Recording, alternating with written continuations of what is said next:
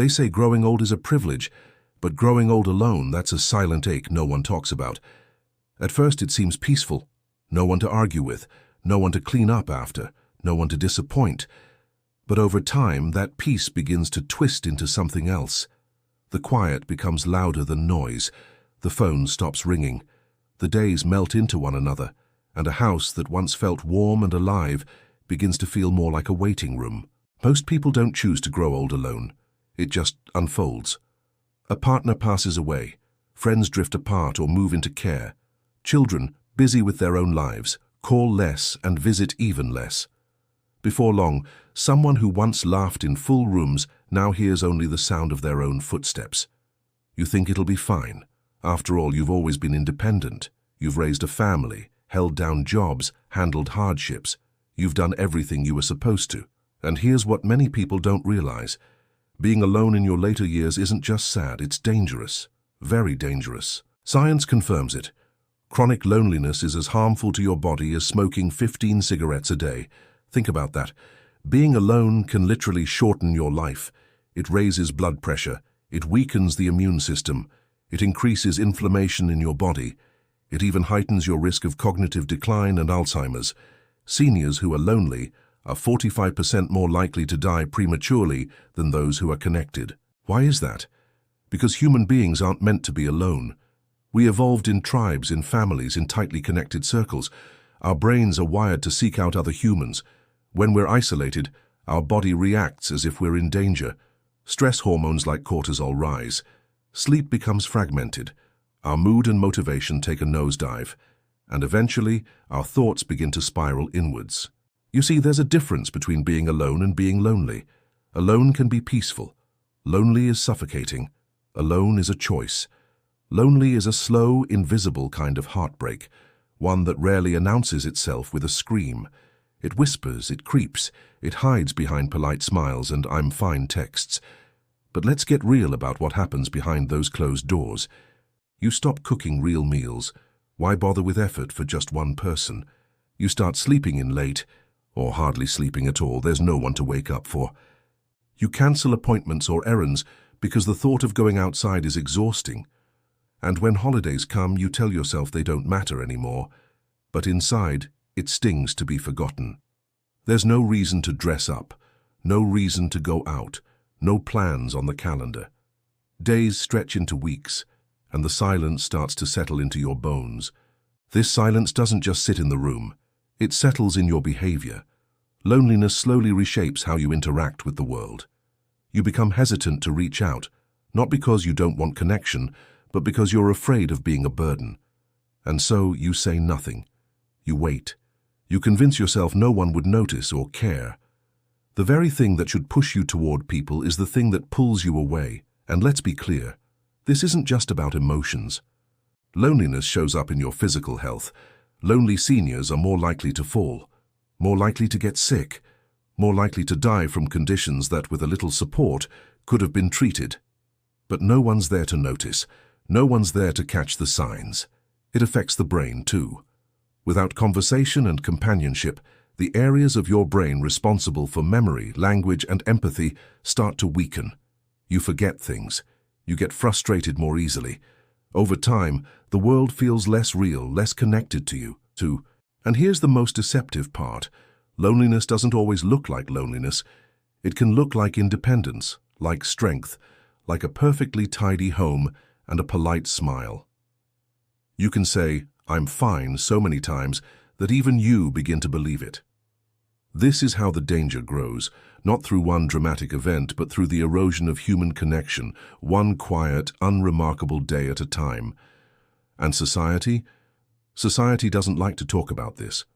We celebrate youth, productivity, big families, busy lives, but we rarely show what happens when the kids grow up, the spouse is gone, the phones stop ringing, and the world starts moving on without you. So, what can you do? How do you fight this silent, creeping threat? The first step is simple but powerful: awareness. Look inward. Ask yourself honestly, when was the last time I had a real conversation? Do I look forward to anything in my week? Do I feel forgotten? If your answers worry you, take heart. You can change the course. It won't happen all at once, but it begins with small, intentional actions. First, we must understand, loneliness isn't about how many people are around. It's about how connected you feel. You can be married and still lonely. You can live in a senior community and still feel invisible. And you can live alone, but stay vibrantly connected to others with the right habits in place. Also remember, loneliness is not your fault, but it is your fight. So how do you protect yourself? How do you stay alive in more than just the biological sense? Let's start here. You must first believe something that might sound radical. Your life still matters. Not mattered, matters. Right now. Not because you have something to prove, but because you are still here. And that's enough. So let's get practical. There are many powerful ways to fight the hidden dangers of growing old alone. They don't all involve other people, but they all involve you choosing not to disappear. Start with structure. Build a routine, a reason to get out of bed in the morning.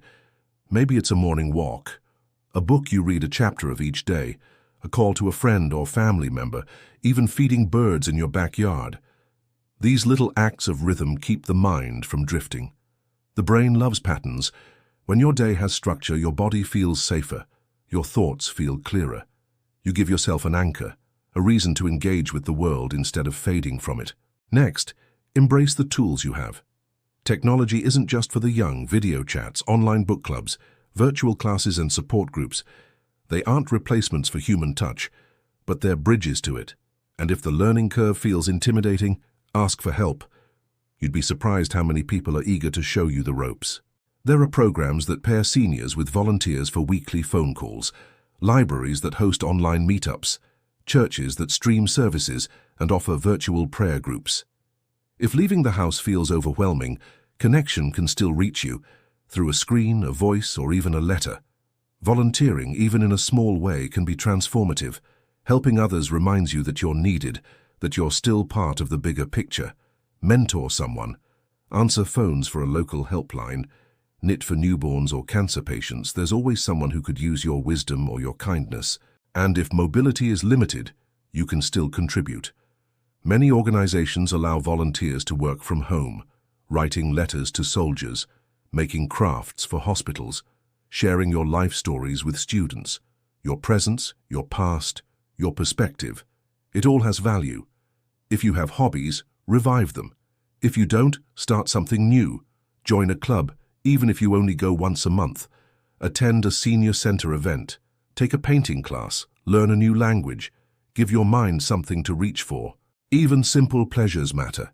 Tending to plants, baking a new recipe, listening to music from your youth. These aren't just hobbies, they're lifelines. And perhaps most importantly, seek out relationships across generations. Young people are looking for connection too. They crave mentorship, guidance, authenticity, things older adults have in abundance. Many schools and community centers have programs that match seniors with students for conversations, learning, or simply companionship. You might think, why would a young person want to talk to me? But you'd be surprised. Some of the most impactful relationships happen when wisdom meets curiosity, when life experience meets open minds. Your life stories, your resilience, even your struggles, those are things no textbook can teach. And let's talk about purpose. Without it, we start to float. But with purpose, even small, quiet purpose, life gains color.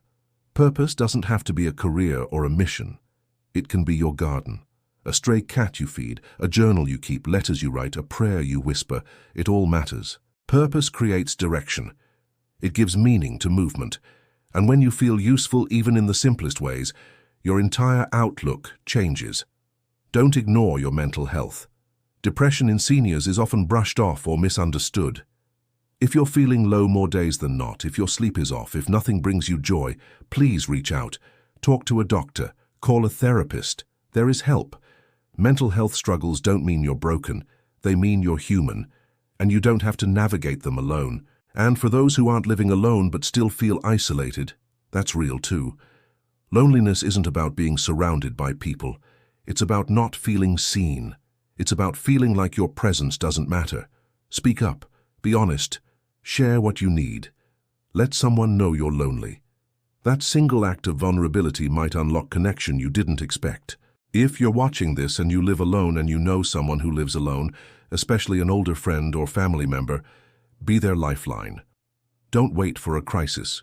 Call them, send a message, visit, invite them for dinner, ask them what they miss most about the past, and listen. One check-in, one conversation, one real connection can change the direction of someone's week or even their life. Because connection is not a luxury, it's a lifeline. And if you don't know what to say this. I've been thinking about you.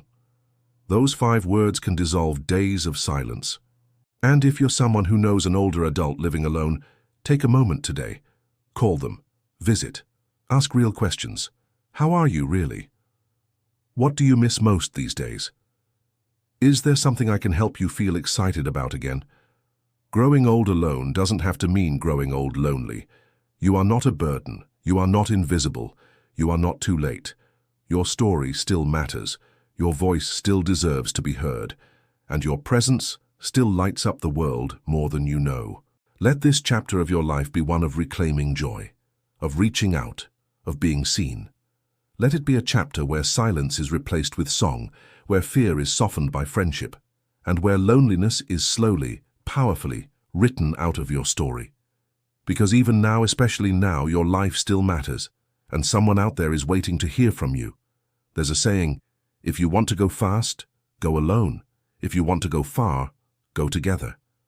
And in aging, going far means living fully, mind, body, and spirit, in connection with others. Imagine if every person watching this video reached out to just one older neighbor, parent, or friend today. Imagine the ripple effect. Fewer ER visits, less depression, more laughter, a renewed sense of community. Growing old alone doesn't have to mean growing old lonely. With a bit of awareness, courage, and care, we can all protect ourselves and each other from one of the most silent dangers of our time. You are not meant to fade into the background. You are meant to shine, even in your later chapters. And the good news, it's never too late to rewrite your story.